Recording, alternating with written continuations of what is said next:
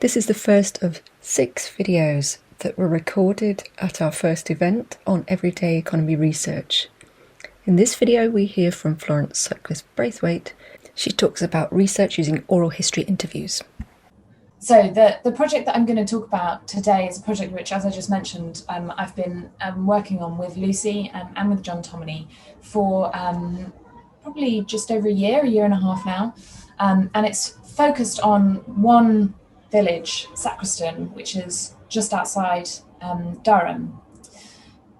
And one of the kind of sparks for our kind of interest in this project was, as Lucy has already mentioned, the increasing sort of prominence of discussions in the public about what are now often termed left behind neighbourhoods or left behind places, which is a term that I think all of us find quite kind of problematic. It sort of labels places in a very negative way, when actually I think we need to kind of turn it round and see places in the round as they are kind of experienced, as having both kind of positive and negative sides to them, and as having undergone change over time, some of which is positive and some of which is negative. So the research that I've been doing in Sacriston, and my next slide just shows you, this is an old map of the village of Sacriston from, I think, 1862. So we've been doing various different bits of research in Sacriston. The research that I've been undertaking is oral history work, because I'm a historian, and oral history is one of the main methods alongside archival research that I work with. Often the research that I do using oral history methods, so at the moment I'm undertaking a project with Natalie Tomlinson at the University of Reading looking at women's experiences in the miners' strike.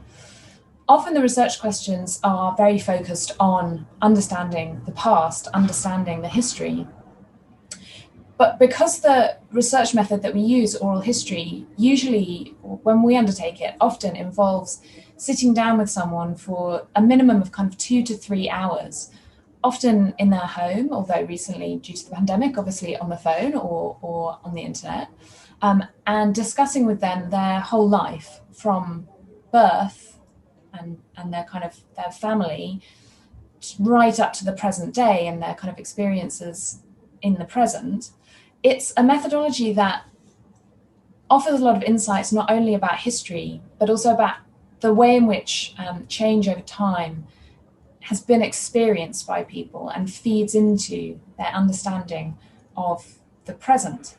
And it's a methodology that I've been using in Sacriston, talking to people who live in Sacriston or who work in Sacriston or who have lived and worked in Sacriston in the past, about their whole lives and their understanding of the place.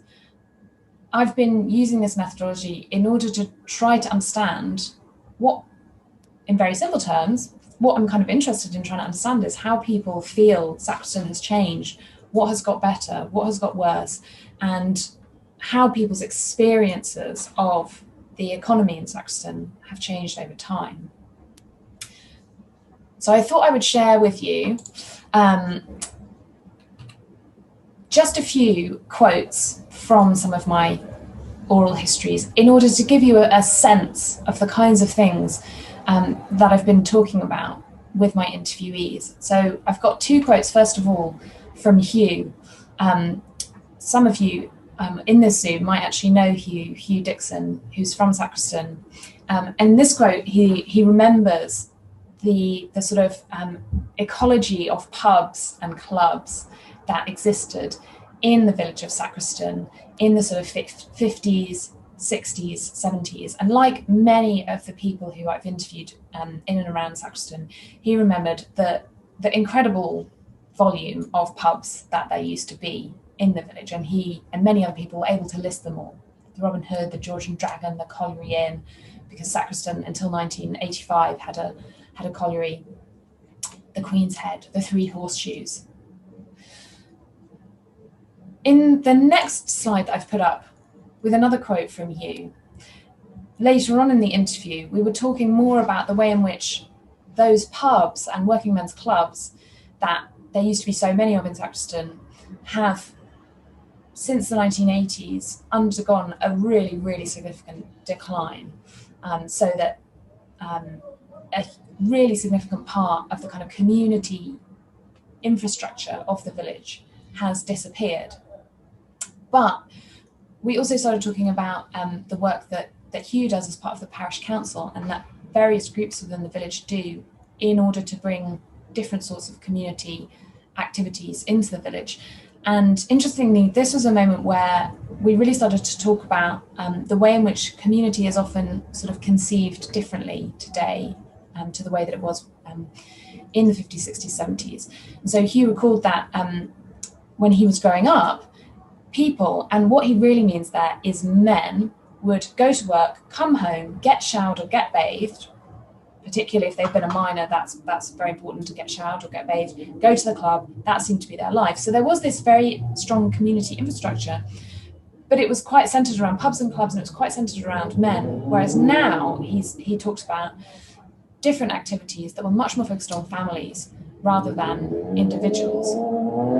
So we get a sense of both continuity in the significance of community, but also change in the sorts of institutions and the sorts of kind of activities and the whole way that community is kind of organized in the village. And this kind of balance between continuity and change is also something that came out in the interview that I did with Julie. So one of the themes of my discussion with Julie was really similar to Hugh. We talked a lot about the way in which there used to be a lot more community businesses, if I can put it like that, in the village.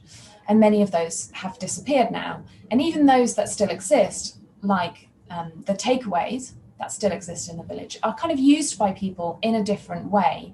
So she talks about how on a Friday and Saturday afternoon, there was used to be queues outside the fish and chip shops, but now you don't see queues outside any of the food shops in the village anymore.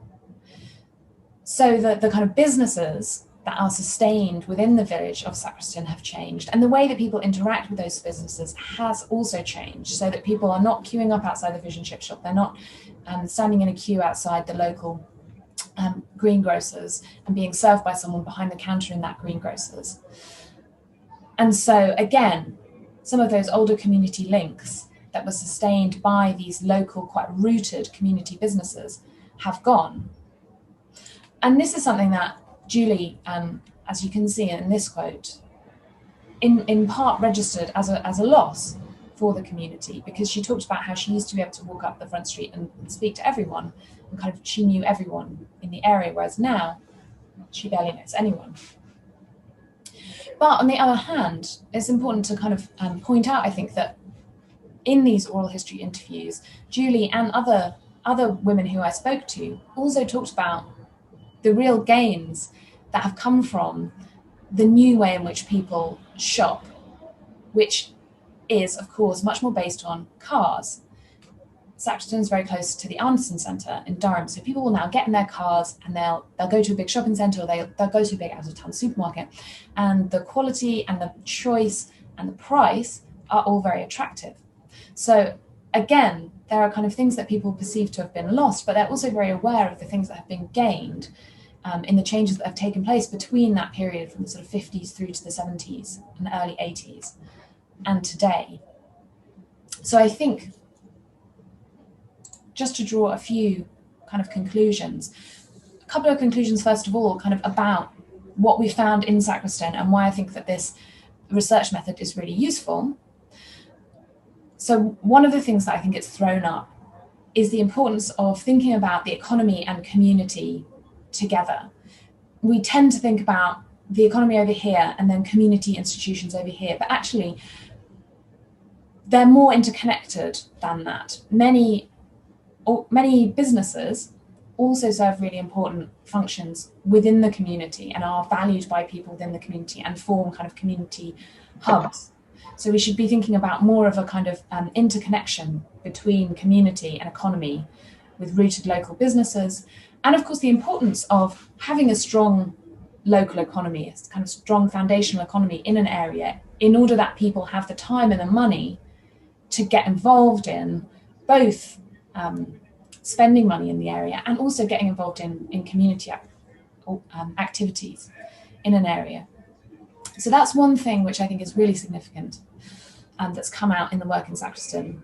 And I think another thing that's really clear is that we shouldn't be telling a straightforward story of decline. So this comes back to our first point about the idea that there are left behind places. That's, I think, really too simplistic. We need to be thinking about the things which have improved as well as the things which people regret that have kind of disappeared over time. And that is, I suppose, what I think that this methodology is really great at getting at. It's really great at helping us to understand how people's experiences of the economy and of community and of place have changed over time in a much more nuanced way, because we're really getting at that kind of experience. So I hope that's giving you a bit of a sense of what we've been up to, and I think John is going to tell you a bit more about it now. So thank you very much for listening. If you're interested to watch John's presentation or to see any of the videos from the Everyday Economy Research team, subscribe to our YouTube channel or visit our website to find the videos there.